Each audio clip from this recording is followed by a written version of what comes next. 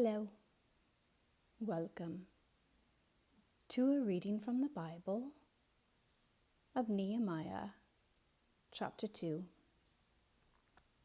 In the month of Nisan, in the 20th year of King Artaxerxes, when wine was brought for him, I took the wine and gave it to the king.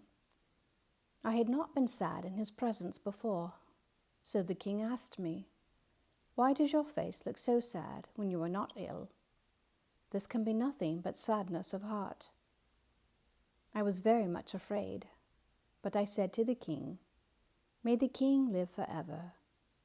Why should my face not look sad when the city where my ancestors are buried lies in ruins and its gates have been destroyed by fire?"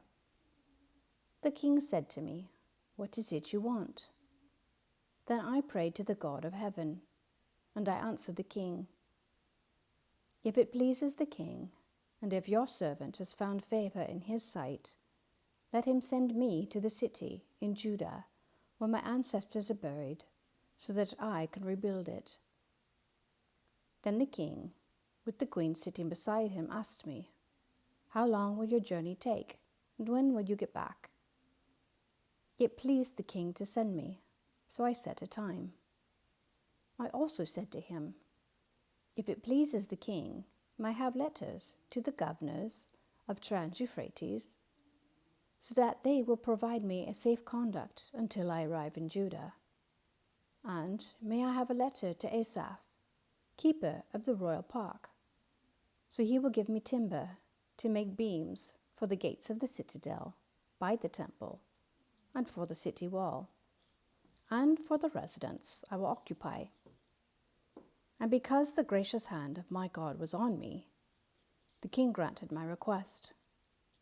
So I went to the governors of Trans-Euphrates and gave them the king's letters. The king had also sent army officers and cavalry with me. When Sanballat the Horonite and Tobiah the Ammonite official heard about this, they were very much disturbed that someone had come to promote the welfare of the Israelites. I went to Jerusalem, and after staying there 3 days, I set out during the night with a few others. I had not told anyone what my God had put in my heart to do for Jerusalem. There were no mounts with me except the one I was riding on.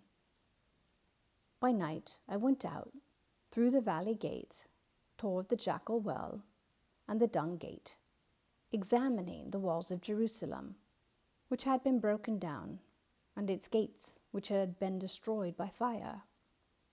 Then I moved on toward the Fountain Gate and the King's Pool, but there was not enough room for my mount to get through.